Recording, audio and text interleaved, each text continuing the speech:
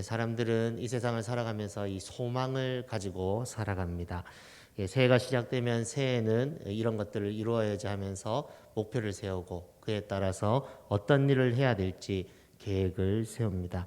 새해가 되었을 때 여러분들의 모습을 한번 돌이켜 보십시오. 새 다이어리를 사고 거기에 이제 내가 이번에 이룰 목표를 이렇게 적어 놓고 또 달마다 이루어야 할 것들을 적어서 새해에는 이것만큼은 꼭 이루어야지 하면서 이렇게 시작하시지 않으셨습니까? 골방에서 산에서 또한 특정한 장소에서 새해 계획을 세우며 한 해를 시작하지 않으셨습니까? 이것은 이제 예수님을 믿는 사람이나 신자나 그리고 비신자나 동일하게 하는 행동입니다.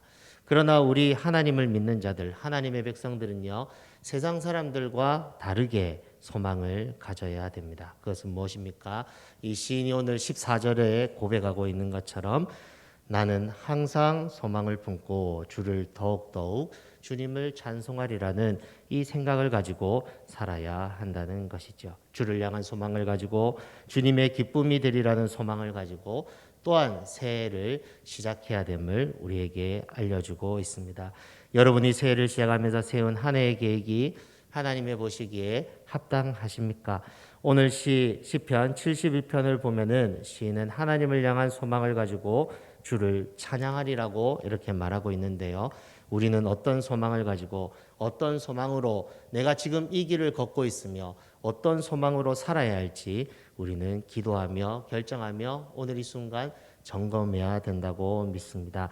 시인은 그의 인생의 마지막을 바라보면서 하나님께서 기뻐하시는 소망을 품고 살아가기를 위하여서 오늘 시편 71편은 기도하고 있는데요.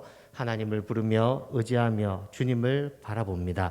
오늘 말씀을 통해 우리 모두가 14절의 말씀처럼 나는 항상 소망을 품고 주를 더욱더욱 찬양하리라는 이 결단으로 나아가는 우리 모든 성도님들 되시기를 주의 이름으로 축복합니다.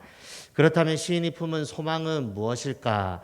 좀 더 구체적으로 살펴보면요. 이 시편 71편을 살펴보면 그것은 다른 어떤 것이 아닌 하나님임을 알 수 있습니다. 나는 항상 소망을 품는다고 했는데 그 소망이 누구인가? 하나님이다. 이렇게 말하고 있습니다. 이상하죠. 시인이 품은 소망은 하나님이다. 그러나 성경을 보시면요. 어떤 일을 이룸보다 하나님을 향한 소망, 즉 하나님을 가지고 그러니까 하나님에 대한 이 소망을 품고 이렇게 살아가고 싶다고 말하는 것을 볼 수 있습니다. 그래서 71편 전체를 보시면요. 하나님이라는 이 말이 계속적으로 반복되어서 나오는 것을 볼 수 있습니다. 1절에도 보시면은 여호와여 내가 주께 피하오니 내가 영원히 수치를 당하게 하지 마소서. 4절들 보시면 나의 하나님이여 나를 악인의 손 곧 불의한 자와 흉악한 자의 장중에서 피하게 하소서. 5절에도 보시면 주 여호와여 주는 나의 소망이시며 내가 어릴 때부터 신뢰하는 이시라. 12절에도 보시면은 하나님이여 나를 멀리하지 마소서. 나의 하나님이여 속히 나를 도우소서. 17절에도 하나님이여 18절에도 하나님이여 19절에도 하나님이여 22절에도 나의 하나님이여 하면서 하나님을 간절히 부르고 있는 시인의 모습을 볼 수 있습니다. 즉 시인은 하나님이 누구신지 알았기 때문에 자기가 어떤 일을 계획하고 이름보다 하나님을 간절하게 소망하고 있다는 것입니다. 본문 14절에 나오는 이 품다라는 단어는 이 기다린다, 바란다는 뜻으로 어떤 대상을 향한 신뢰를 가지고 믿음을 가지고 인내한다는 말입니다. 가령 그 신약의 누가복음 1장에 나오는 시몬이 이 구약에 약속된 예언된 메시아를 이제 대망하면서 기다렸듯이 시인도 동일하게 이 하나님이라는 분을 이 가슴에 품고 하나님을 믿음으로 기다렸다는 것을 볼 수 있습니다. 왜 그렇습니까? 하나님이면 충분하기 때문에 하나님이면은 모든 것이 가능하기 때문에 하나님을 가슴에 품고 하나님이 소망이시다. 하나님이 나의 모든 것 되신다. 그것을 바라보면서 지금 하나님 앞에 기도하면서 나아가고 있는 모습을 볼 수 있습니다. 71편을 보시면 하나님께서 시인에게 하신 일을 말합니다. 시인은 그의 삶 속에 지금까지 하나님의 건지심과 구원하심을 경험했음에 대해서 말을 합니다. 5절 말씀을 보시면 이렇게 말합니다. 주 여호와여 주는 나의 소망이시니 내가 어릴 때부터 신뢰하는 이시라. 시인은 어려서부터 지금까지 이 하나님이 도우심, 어려운 순간마다 도와주심, 하나님께서 자기의 삶에 어떻게 행하여 오셨는지 알았기 때문에, 보았기 때문에 주를 향한 소망을 가지고 살아갈 때 내가 하나님이 어떠하신 일을 하신 것을 내 삶에 보았기 때문에 그 하나님을 지금 소망하고 있다는 것이죠. 그러기에 지금 그 소망의 하나님을 마음에 품고 기도하는 것입니다. 나는 주님을 바라봅니다. 나는 나의 소망 되신 그 하나님을 바라봅니다. 하나님은 나의 소망이십니다. 하나님은 내가 신뢰할 분이십니다. 이렇게 고백하면서 하나님 앞에 나아가고 있다는 것입니다. 시인은 어려서부터 하나님을 향한 소망을 가졌습니다. 그리고 어릴 때부터 살아오면서 하나님을 의지하고 사는 것이 매우 중요함을 알았습니다. 그래서 이제 살아오면서 이제 인생의 그 중년의 시기에 이제 죽음을 앞두고 나서 어떻게 하느냐. 9절 말씀해 보시면은 늙을 때 나를 버리지 마시며 내 힘이 쇠약할 때에 나를 떠나지 마소서 기도하면서 18절 말씀도 보시면은 하나님이여 내가 늙어 백발이 될 때에도 나를 버리지 마시며 내가 주의 힘을 후대에 전하고 주의 능력을 장래 모든 사람에게 전하기까지 나를 버리지 마소서 이렇게 구하고 있는 시인의 모습을 볼 수 있습니다. 이 71편을 볼 때 시인은 자신의 죽음이 가까웠음을 알고 끝까지 주님을 바라보도록 내가 의지했던 그 하나님이 나의 손을 놓지 않기를 요청하는 기도를 하고 있다는 것입니다. 자기가 살아온 인생이 하나님이 아니고서는 해석될 수 없기에 끝까지 주님 앞에 서는 그 순간까지 하나님과 함께하고픈 그 마음을 가지고 시인은 하나님께 기도하고 있다는 것이죠. 그래서 1절에서 또 보시면은 여호와여 내가 주께 피하오니 내가 영원히 수치를 당하게 하지 마소서.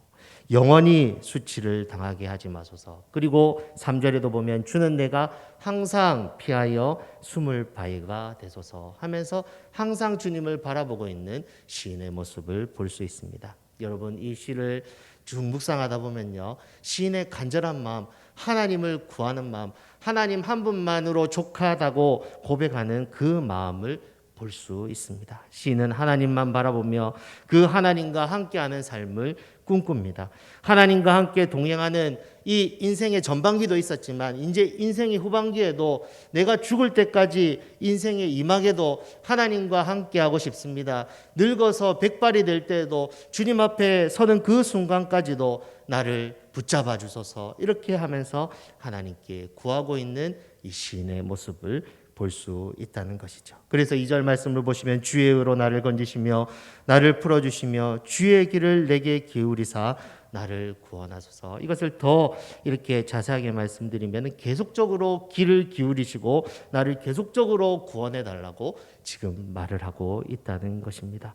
그리고 나의 반석 나의 요새 하나님이여 영원히 나를 숨을 바위가 되소서 하면서 영원히 나를 붙잡아 주시고 그 소망 되신 하나님께서 내가 신뢰하는 하나님께서 지금 이전에도 역사하셨지만 지금도 역사하고 계시지만 내가 늙어 죽음 앞에 서는 그 순간까지 나를 붙잡아 달라고 기도하고 있는 모습이 시인의 모습이라는 것입니다. 12절 말씀도 보시면 나를 멀리하지 마시고 나를 버리지 말라 달라고 나를 붙잡아 달라고 그래서 속히 나를 도와달라고 간청하는 것을 볼 수 있습니다. 하나님이여 나를 멀리하지 마소서 나의 하나님이여 속히 나를 도우소서 하면서 계속적으로 이 소망 되신 하나님 자기의 삶의 역사에 오셨던 그 하나님을 놓치지 않으려는 그리고 자기의 삶 속에서 하나님의 손길이 떠나지 않기를 원하는 그 시인의 모습을 볼 수 있다는 것입니다. 시인은 하나님을 항상 품고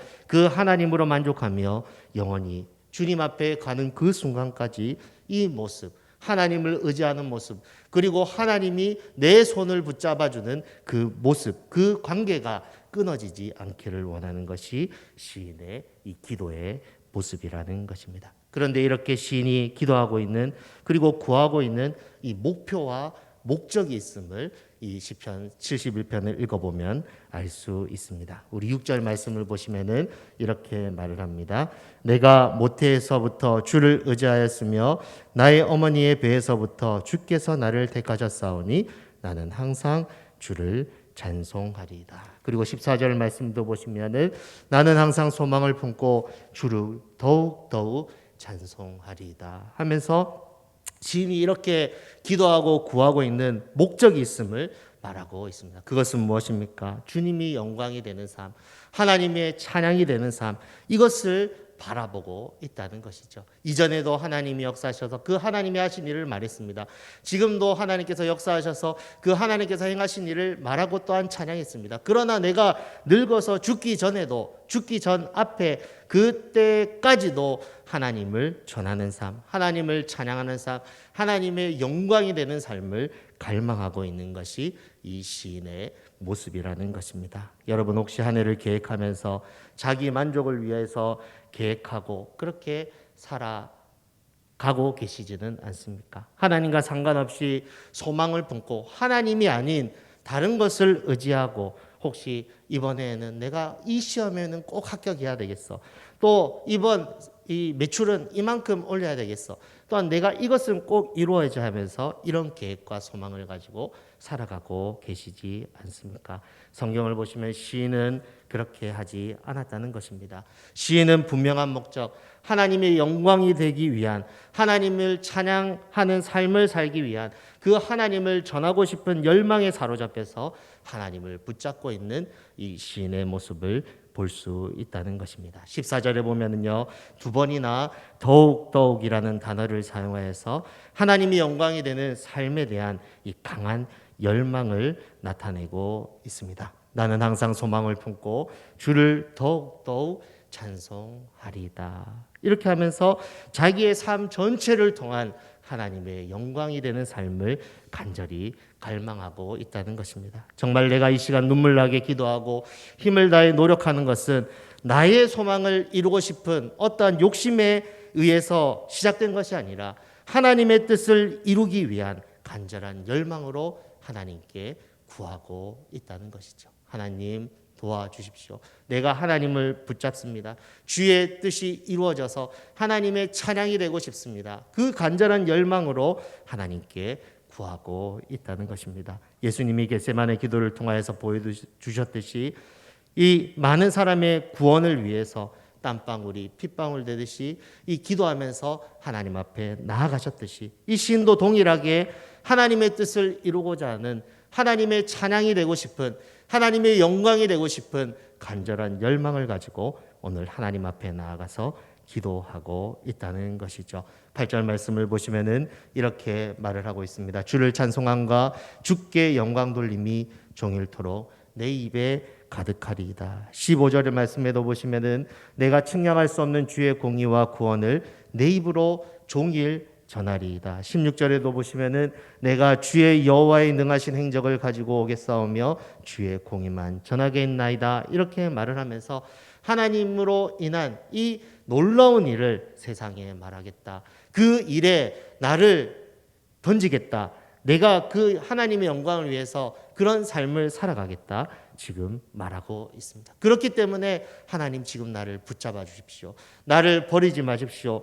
내가 정말 하나님의 영광을 위한 삶을 살아가도록 하나님 나를 이끌어 주십시오. 그렇게 말하고 있는 시인의 모습을 볼 수 있다는 것입니다. 17절 말씀을 보시면요. 이 일은 하나님을 찬양하고 또한 전하는 일은 어려서부터 이 시인이 해오던 일이었음을 볼 수 있습니다. 하나님이여 나를 어려서부터 교훈하셨으므로 내가 지금까지 주의 귀한 일을 전하였나이다.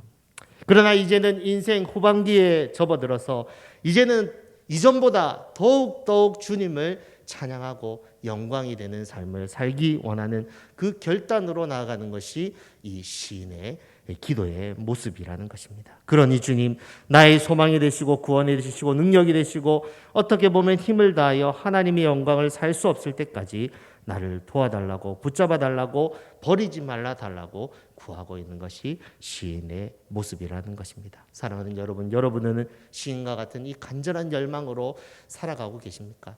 하나님을 찬양하고 싶습니다. 더욱더욱 주님을 찬양하고 싶습니다. 하나님의 영광이 되는 삶을, 나의 온 삶을 들여서 그렇게 살아드리고 싶습니다. 이런 열망을 가지고 살아가고 계십니까? 더욱더욱 더 주님을 찬양하겠다고 고백하는 이 고백적 삶에 대한 열망이 있으십니까? 이 시인은 그렇게 소망하면서 오늘 기도하고 있다는 것이죠.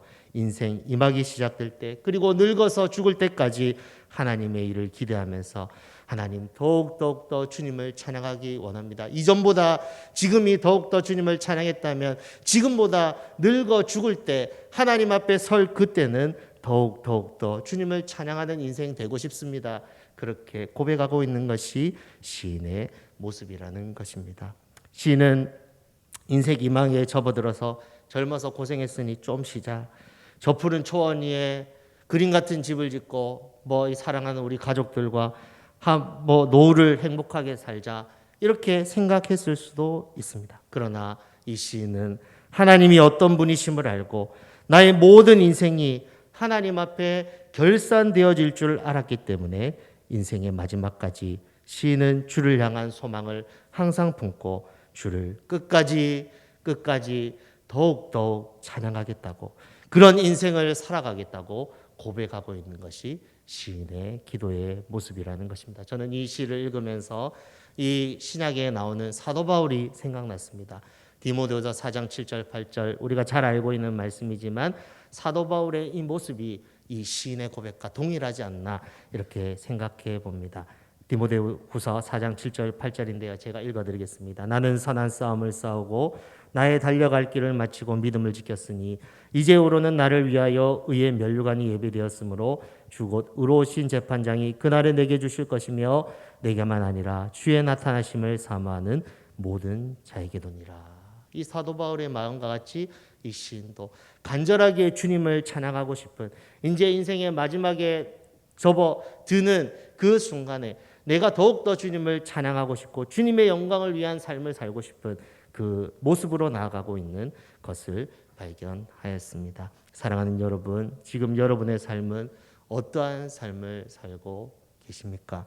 정말 하나님이라는 소망을 가지고 정말 주님의 영광을 위한 삶을 위해서 예수님처럼 그렇게 열정과 성을 다해서 그렇게 살아가고 계십니까? 아니면은 이 시간이 그냥 주어졌기 때문에 그 시간을 채우기 위해서 급급하게 살아가고 계십니까? 사랑하는 여러분, 우리는 시인과 같이 그런 삶을 살아야 되고 그런 기도를 할 수 있어야 됩니다. 나는 항상 소망을 품고 주를 더욱 찬양하리이다. 이런 삶을 살아야 되고 이런 기도를 해야 됩니다. 여러분의 삶은 어떠십니까? 하나님을 향한 소망을 품고 하나님을 의지하며 나의 삶에 하나님의 영광을 돌리는 일 외에는 아무것도 없다고 결단하면서 살아가고 계십니까? 아니면은 그저 나의 계획을 이루고자 하고는 그것에 초점을 맞춰서 살아가고 계십니까? 하나님은 오늘도 우리가 결단을 하길 원하십니다. 나는 항상 소망을 품고 주를 더욱 찬양하는 인생을 살기를 결단하기를 원하신다는 것이죠. 사랑하는 여러분, 첫 단추를 잘 끼워야 됩니다. 첫 단추를 잘 끼우지 못하면 우리는 인생의 마지막에 후회하게 될 것입니다. 그러면서 내가 왜 그때 그 결정을 하지 못했지? 하나님께서 나에게 이러한 기회를 주셨는데 왜 그때 내가 하나님의 영광을 위한 선택을 하지 못했지? 이렇게 하면서 후회할 수 있습니다. 여러분, 죽어 이 땅을 떠나 하나님 앞에 서면은 후회가 소용없습니다. 왜냐하면 이 땅의 삶이 영원을 결정하기 때문입니다. 제가 존경하는 목사님 중에 한 분이 이런 말을 했습니다.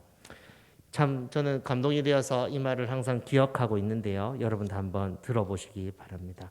사랑하는 여러분, 죽음과 죽음 이후의 삶을 한다면 나의 결정과 나의 선택은 단순해집니다. 한 번 더 읽어드리겠습니다. 사랑하는 여러분, 죽음과 죽음 이후의 삶을 한다면 나의 결정과 나의 선택은 단순해집니다. 저는 이 말을 가슴 깊이 새기고 오늘을 살아가고 있습니다. 그분은 어려운 순간마다 이것을 묵상한다고 합니다. 죽음과 죽음 이후의 삶. 이것을 늘 바라보면서 나의 지금의 선택을 한다고 하셨습니다. 시인도 동일하게 20절 말씀에 이런 말을 합니다. 우리에게 여러 가지 심한 고난을 보이신 주께서 우리를 다시 살리시며 땅 깊은 곳에서 다시 이끌어 올리시리라. 시인도 동일하게 하나님께서 다시 이끌어 올리실 그 부활을 바라본 것 같습니다. 사랑하는 여러분, 하나님 앞에 우리는 모두 다 섭니다. 다 서서 너에게 준 달란트로 뭐 하다 왔냐 이렇게 물으실 것입니다. 그때 우리는 주님 앞에서 뭐 하다 왔냐는 그 질문 앞에서 뭐라고 대답하시겠습니까? 성경은 이렇게 말합니다. 너희는 먼저 그의 나라와 그의 의를 구하라. 아버지나 어머니를 나보다 사랑하는 자는 내게 합당하지 아니하고 아들이나 딸을 나보다 더 사랑하는 자도 내게 합당하지 아니하며 자기 십자가를 지고 나를 따르지 않는 자도 내게 합당하지 아니하다. 자기 목숨을 얻는 자는 잃을 것이요 나를 위하여 자기 목숨을 잃는 자는 얻으리라. 이렇게 말을 하고 있습니다. 사랑하는 여러분, 여러분의 삶의 초점은 어디에 있습니까? 시인처럼 나는 항상 소망을 품고 주를 향한 소망을 품고 하나님 한 분만으로 만족하며 나의 전생애를 들어 주님의 영광이 되겠다. 주님의 찬양이 되겠다. 더욱더욱 주님을 찬양하는 삶을 살겠다. 이렇게 나아가고 계십니까? 죽음과 죽음 위의 삶을 바라보며 오늘 하루를 살아가고 계십니까? 참 성도는 이러한 것을 생각하면서 살았고 이러한 것을 생각하면서 오늘의 삶을 선택하면서 살았다는 것을 우리는 기억해야 됩니다. 참 성도는요 항상 하나님이라는 소망을 품고 살았습니다. 그리고 하나님을 향한 열망을 가지고 자기의 삶의 현장에서 보내진 자리에서 하나님의 영광을 위한 삶을 살았습니다. 웨스터민스터 소요문답 일문인답에는 이렇게 되어 있습니다. 사람이 제일 되는 목적이 무엇입니까? 하나님을 영원토록 즐거워하고 하나님을 영화롭게 하는 것입니다. 사랑하는 여러분, 새해를 시작하고 지내오면서 나의 결단은 무엇이었는지, 나는 지금 무엇을 위해 열심히 살아가고 있는지 돌아보시길 바랍니다. 혹시 여러분의 그 삶의 방향이 잘못된 방향으로 가고 있다면, 하나님이 아닌 다른 것을 선택하면서 다른 것에 소망을 품고 살아가고 있다면 돌이키시기 바랍니다. 나중에 후회하지 마시고 지금 수정하고 첫 단추를 잘 끼우면요, 인생의 이막이 그리고 마지막 날에 주님을 찬양하게 될, 그리고 인생의 순간순간마다 하나님의 역사를 경험하게 될 것입니다. 시인은 22절 23절에서 이렇게 말을 합니다. 나의 하나님이여 내가 또 비파로 주를 찬양하며 주의 성실을 찬양하리이다. 이스라엘의 거룩하신 주여 내가 수금으로 주를 찬양하리이다. 내가 주를 찬양할 때 나의 입술이 기뻐 외치며 주께서 송영하신 내 영혼이 즐거워하리이다. 이렇게 말을 하고 있습니다. 항상 주를 향한 소망을 품고 더욱 더 주님을 찬양하겠다는 그 삶을 살아간 사람들의 결과가 이런 모습으로 나타난다는 것이죠. 아무쪼록 나의 삶을 돌아보면서 오늘 이 한 말씀 내 마음에 새겼으면 좋겠습니다. 14절 말씀인데요. 우리 같이 한번 읽어보겠습니다. 시작. 나는 항상 소망을 품고 주를 더욱 찬송하리이다. 이 말씀을 가슴에 품고 나는 하나님 한 분만으로 족하며 하나님 한 분만을 바라보며 살겠습니다. 또한 더욱 주님을 찬송하는 삶을 살아가겠습니다. 결단하시는 저와 여러분 되시기를 주의 이름으로 축복합니다. 기도하겠습니다.